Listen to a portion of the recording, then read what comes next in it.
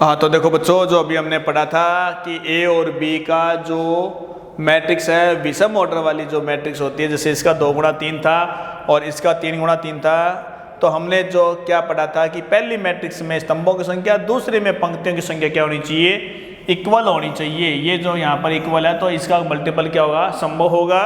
तो हम क्या करते हैं, इसका इसके साथ गुणा करेंगे, फिर इसका इसके साथ और इसका इसके साथ मल्टीपल करने पर जो हमारे पास आएगा वो आएगा ये 18, 18 और 18, 38, 45 और 48। इस प्रकार से आपने जो देखा है कि ये आपका विषम क्रम वाली मैट्रिक्स का क्या हो गया, मल्टीपल हो गया। और सीधा आता है अगर मैट्रिक्स तो आप उसको आप गुणा भी कर सकते हो। तो इस प्रकार से हमने जो जोड़ है, घटाव है, गुणा है, यानी कि ऐड है, सब्ट्रैक्ट है और मल्टीपल है, वो हमने पढ़ लिया।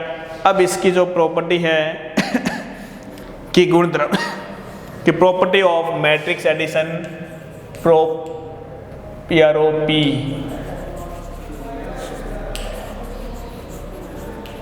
Of matrix addition of matrix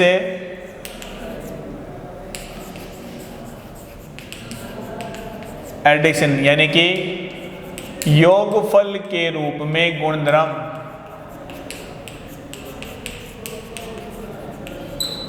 कि मैट्रिक्स का योगफल के रूप में जो गुणधर्म होता है वो क्या होता है कि जो अभी हमने जोड़, घटाओ और गुणा पढ़ा है उसी के ही ऊपर इसकी प्रॉपर्टी बनती है। पहली आती है कि ये देखो ध्यान में कि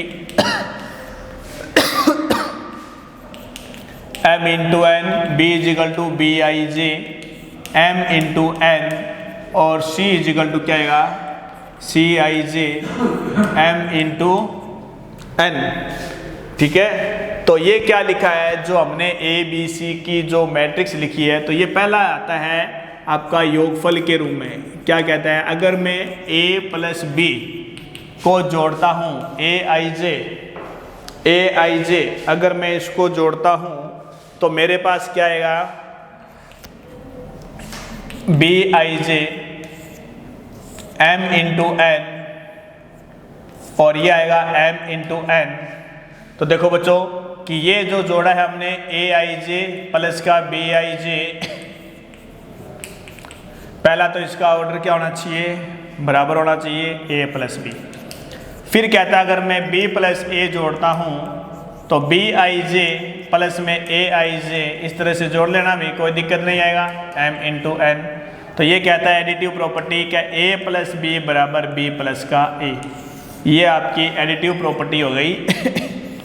ठीक है, योग क्रम में विनिमय गुणधर्म के अनुसार। ठीक है, अगर मैं साचर्य लगाता हूँ इसका मतलब है ये एडिटिव के रूप में। अगर मैं एसोसिएटिविटी, क्या होता है एसोसिएटिविटी, यानी कि साचर्यता, क्या होगा साचर्यता, साचर्य का मतलब गया एसोसिएटिविटी।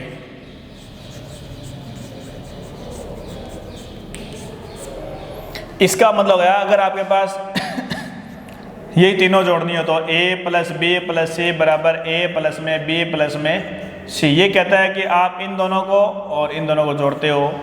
तो ये आपका, देखो बच्चों मैं सीधा ही बता रहा हूँ क्योंकि वीडियो बनाते हैं, तो देखो इसी तरह से जोड़ना है आपको।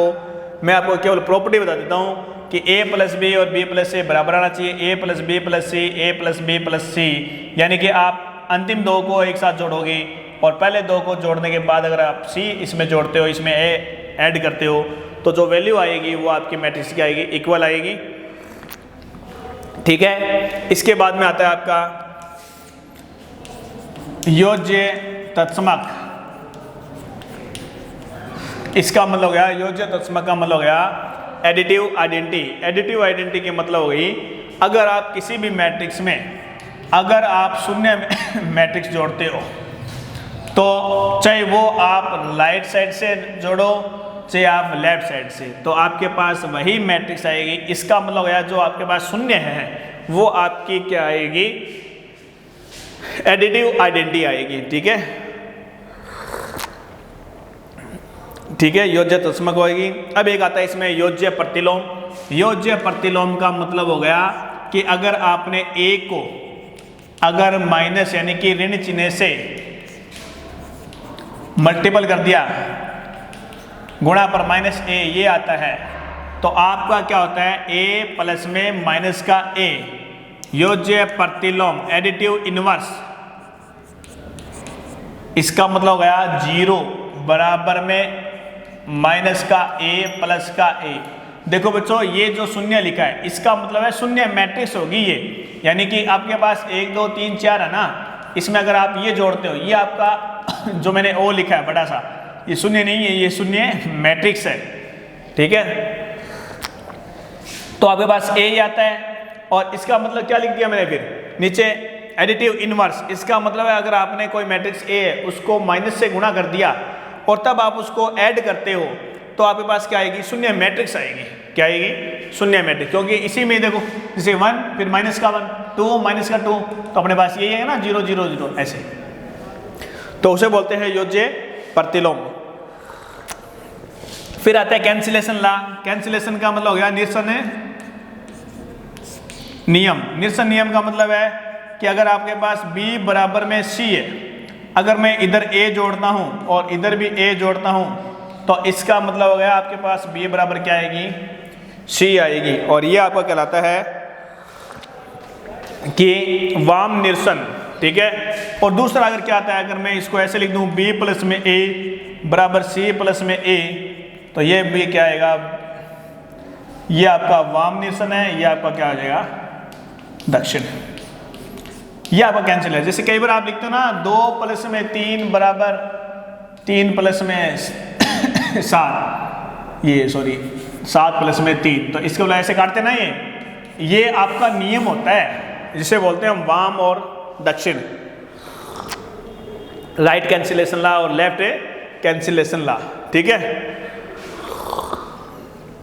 अब यही जो हमने प्रॉपर्टी पढ़ी है वो हम पढ़ेंगे मल्टीपल के रूप में। एडिटिव के अंदर हमने पढ़ा था कि a प्लस बी और b प्लस a फिर साहचर्यता यानी कि a plus B plus C, a plus B plus C, फिर हमने पढ़ा था योज्य तस्मक योज्य प्रतिलोम और कैंसिलेशन लॉ, ठीक है। अब आएगा मैट्रिक्स मल्टीपल, मैट्रिक्स मल्टीपल यानी कि गुणन प्रॉपर्टी, प्रॉपर्टीज।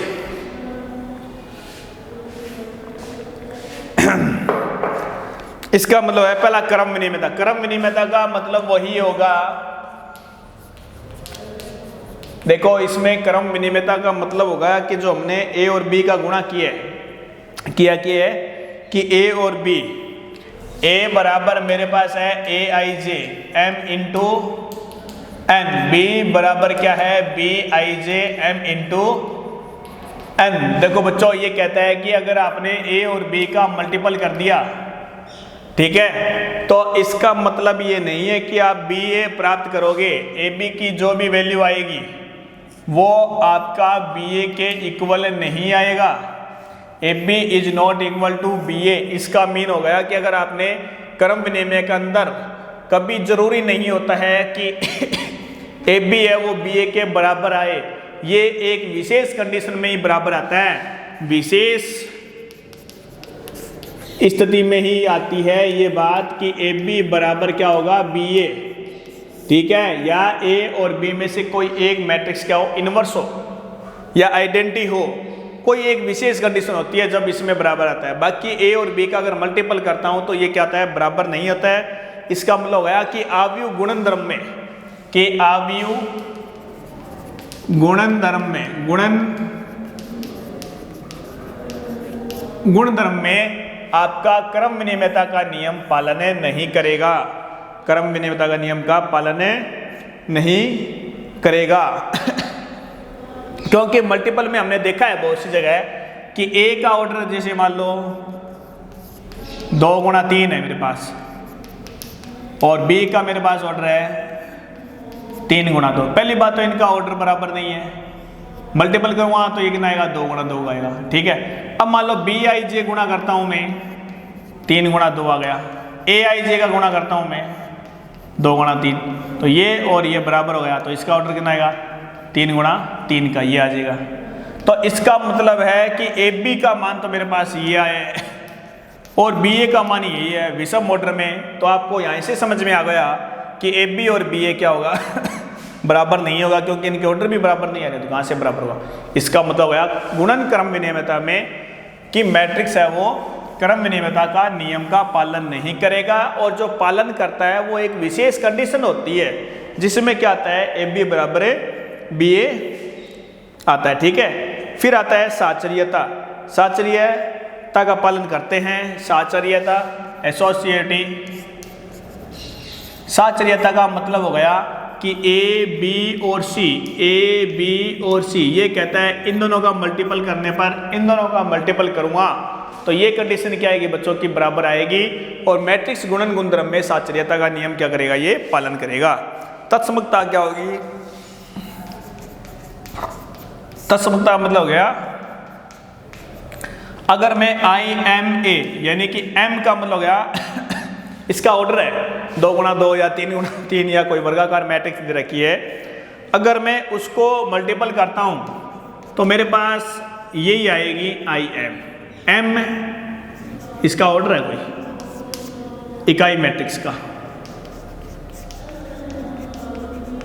तो देखो बच्चों क्या होता है कि तत्समकता क्या होती है, आइडेंटिटी क्या होती है, अगर किसी भी मैट्रिक्स को अगर उसकी आइडेंटिटी से मल्टीपल कर दे तो आइडेंटिटी एम का मतलब अगर ये 2 गुणा 2 की है तो एम का मान कितना हो गया 2 गुणा 2 आ जाएगा। अगर ये इसका 3 गुणा 3 है तो ये 3 गुणा 3 आएगी, जो भी इसका ऑर्डर दे रखा है।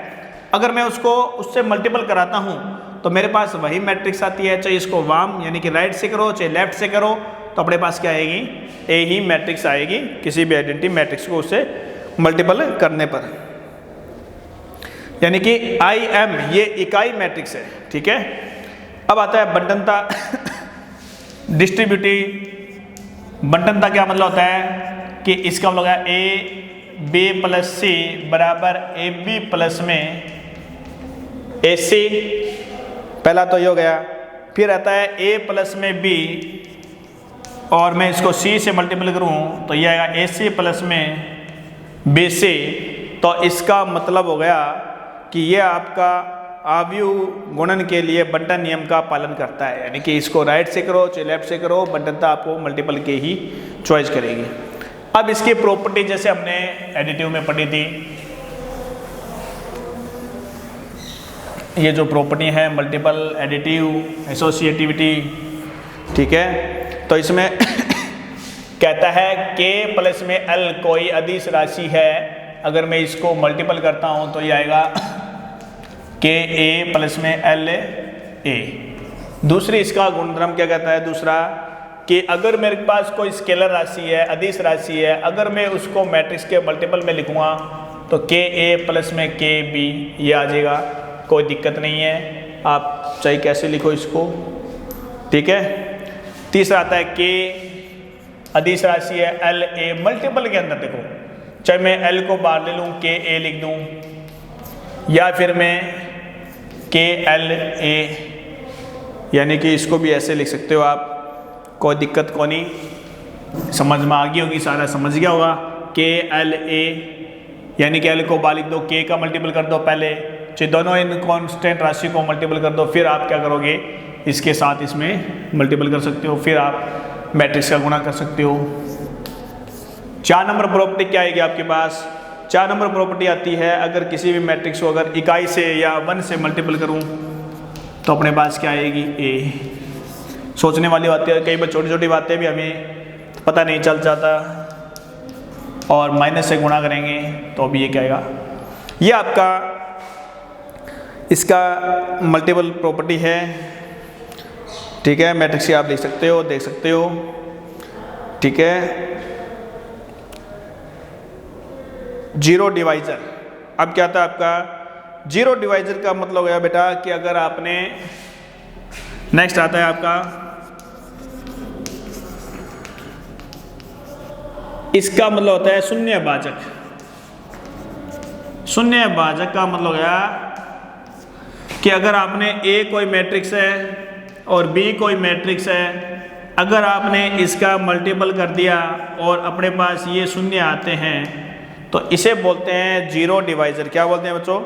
Zero divisor. ए तथा बी शून्य के भाजक होते हैं, ठीक है। और इस तरह से आपके पास इस चैप्टर में जो प्रॉपर्टियां थी हमने पढ़ ली थी। सबसे पहले हमने पढ़ा था ट्रांसपोज मैट्रिक्स के बारे में, फिर जोड़, फिर घटाओ, फिर गुणा के बारे में, फिर हमने गुणधर्म पढ़ा था additive property of A matrix, फिर हमने पढ़ा था multiple property of A matrix, ठीक है, जोड़ योगफल के रूप में और गुणा के रूप में हमने दोनों पढ़ ली थी। और उसके बाद में जीरो डिवाइजर। जीरो डिवाइजर का मतलब होया अगर आपने कोई भी दो मैट्रिक्स का गुणा कराने पर उनका मान 0 0 प्राप्त होता है, वो मैट्रिक्स उसकी क्या कहलाती है? जीरो डिवाइजर कहलाती है। अब हम पढ़ते हैं, और इसमें कुछ बचा नहीं। एक बच्चों याद रख लेना कि कई बार एयरफोर्स, नेवी, एनडीए के अंदर ये पूछा जाता है मैट्रिक्स का अनुरेखण। अनुरेखण क्या होता है?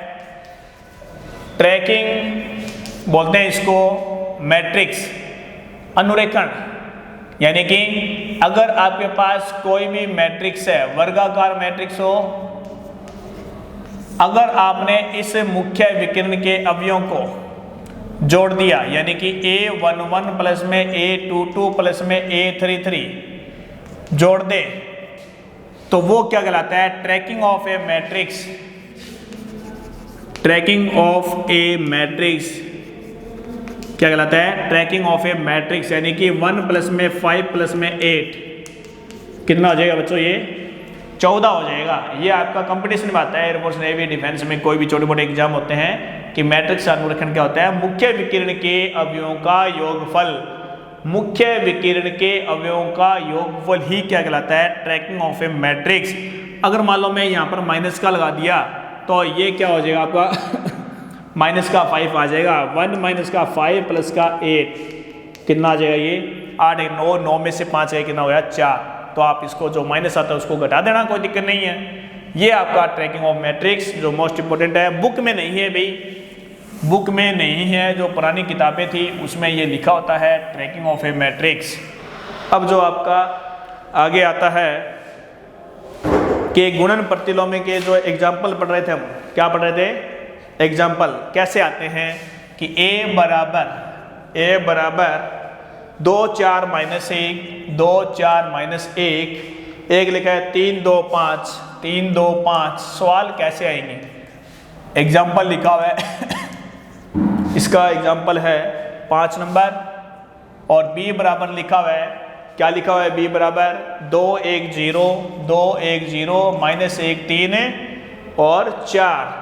और ये कहता है 2a माइनस का 3b 2a माइनस 3b ज्ञात करो।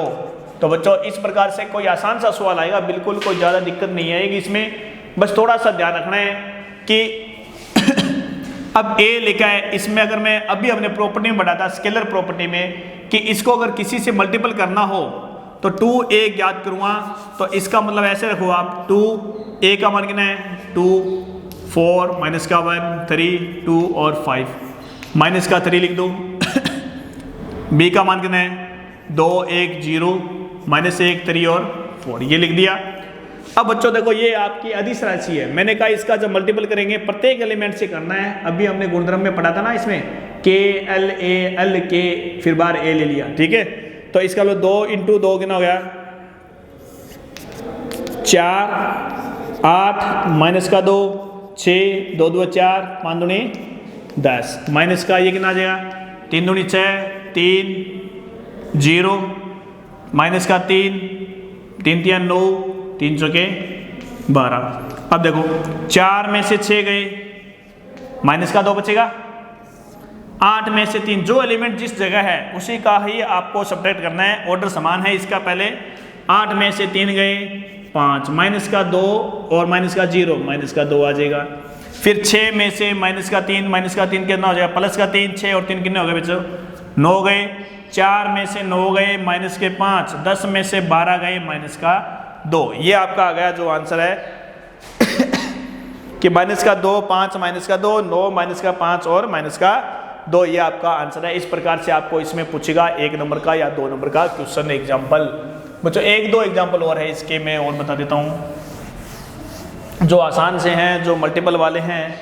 कहता है ए, बी और सी ए ज्ञात कीजिए। क्या लिखा हुआ है? बी बराबर, एग्जाम्पल लिखा हुआ है, मैं देख के बता रहा हूँ आपको कि माइनस का 2, 2, 0 और 3, 1, 4, 3, 1, 4 ये आपको दे रखा है बी का मान। सी का मान क्या दे रखा है? सी का मान दे रखा है 2, 0 माइनस का 2 और 7, 1, 6, 7, 1, 6 ये आपका क्वेश्चन लिखा हुआ है। बी और सी है तो अब यू ए ज्ञात कीजिए जहां 2a minus B, 2a minus का 3b प्लस का 5c और बराबर में दे रखा है शून्य मैट्रिक्स। तो find out the value of A ज्ञात करना है। क्या करना है? ए ज्ञात करना है। तो इसका मतलब हो गया 2a, समीकरण दे रखे ना, ये 3b माइनस का 5c आ जाएगा। ठीक है। अब कहने का मतलब है कि 2 है, आप इसको ऐसे भी लिख सकते हो 1/2 3a माइनस का 5c ये आ जाएगा। इसका मतलब a का मान आएगा 1/2, तो बाहर रख लो।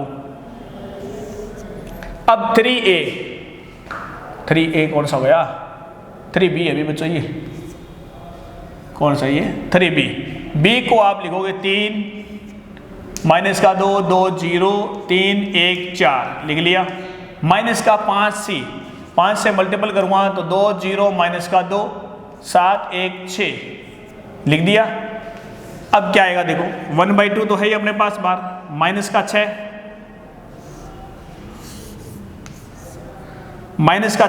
माइनस ये 2 3 6 0 9 3 3 चौका 12 10 0 माइनस का 10 7 5 35 5 1 5 6 5 30 ये आ जाएगा। अब देखो हमारे पास ए की वैल्यू आ जाएगी इधर, माइनस का 6 माइनस का 10 माइनस का 16 6 और 0 6 आ जाएगा। 0 माइनस माइनस का जाएगा प्लस का 10। 9 में से 35 गए 35, 9 में से 35 गए 27, वो भी किसका आएगा? माइनस का। 7 5 कितने हो गए? 35, 7 के ना यहाँ पर, हाँ 7 5 35 ये हो जाएगा। 3 5 15, 3 में से 5 गए माइनस का 2 और 12 में से 30 गए माइनस के 18। ये आ जाएगा अपना पास किसका मान आया बच्चों कि जो मैट्रिक्स दे रखी है 1/2 यानी कि माइनस का 8 3 5 13 माइनस 1 माइनस का ये जो 27 है। देखो ये दोबारा देखो इसमें 35 में से 9 गए 5 4 9, सॉरी बच्चों ये 9 है, यहाँ पर 35 है, 35 में 5 26 बचेंगे। अभी कितने बचेंगे? ये 26। अब से 1/2 का डिवाइड कर दो तो ये आ जाएगा माइनस का 8 3 5 26 का माइनस का 13 माइनस का 1 माइनस का, तो ये वैल्यू जो आएगी वो आपकी किसकी आएगी भी? ए की वैल्यू आ जाएगी। क्या किसी को कोई दिक्कत है यहाँ तक? अब एक एग्जाम्पल और लिखा हुआ है।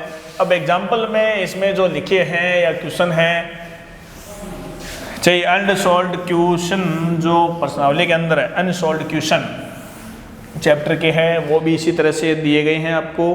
किसी में लिखा हुआ है बी तथा बी ए। अब मैं आपको चैप्टर के एग्जाम्पल करवाता हूँ।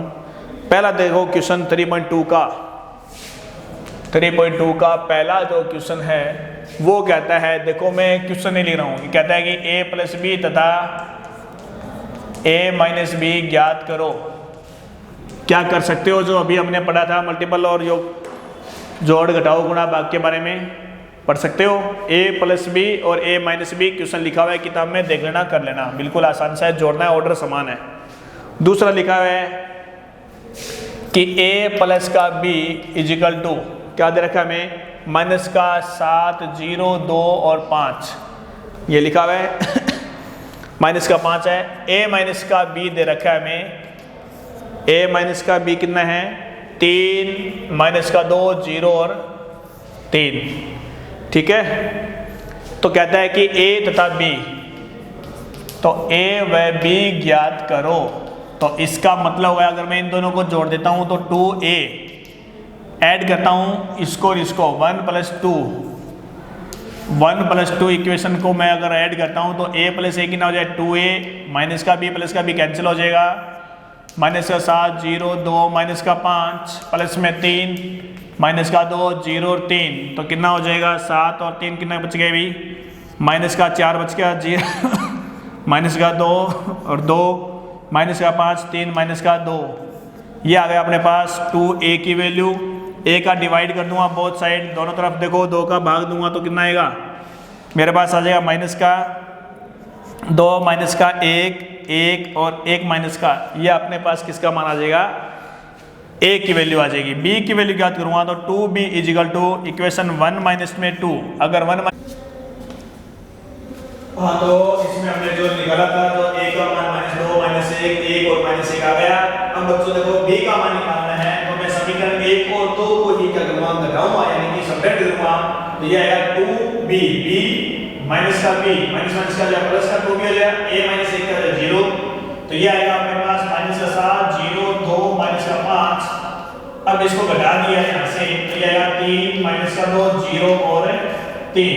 तो बच्चों अब देखो इसका मान कितना आएगा, देखो -7 -3 -10 0 माइनस कितना हो जाएगा प्लस का 2 हो जाएगा, ये 2 -0 2 आ जाएगा, -5 -3 -8 हो जाएगा। इधर अपने पास किसका मान है 2b। अब मैं इसका b का मान निकालना तो मेरे को क्या करना है, बोथ साइड डिवाइड करना है 2 का, यानी कि 2 का भाग दूंगा तो कितना आएगा -5 आ जाएगा, 2 आ जाएगा, यानी कि 2 में भाग देने पर कितना है 1 आ जाएगा, और ये भी 1 आ जाएगा, और ये माइनस का 4। ये देखो बच्चों अपने पास a और b का मान है। अगर आप इसको जांच कर सकते हो, परीक्षा में अगर ये सवाल आता है कि आपने a और b का मान निकाला है, थोड़ा बहुत टाइम निकाल सकते हो, तो a और b को अगर आप जोड़ के देखो -7 आता है, -5 -7 कितना गया -7, माइनस का 1 प्लस का 1 0 आ रहा है, 2 1 और 1 कितना हो गया 2, और माइनस का 1 -4 5। इसका मतलब मेरे को a और b को जोड़ने पर ये आपके पास मैट्रिक्स प्राप्त होती है। तो इसको ना आपने जो a और b की वैल्यू निकाली है वो आप कंपटीशन में देख सकते हो कि आपने सही है, ठीक है, क्लियर है। अब आगे वाला सवाल देखो,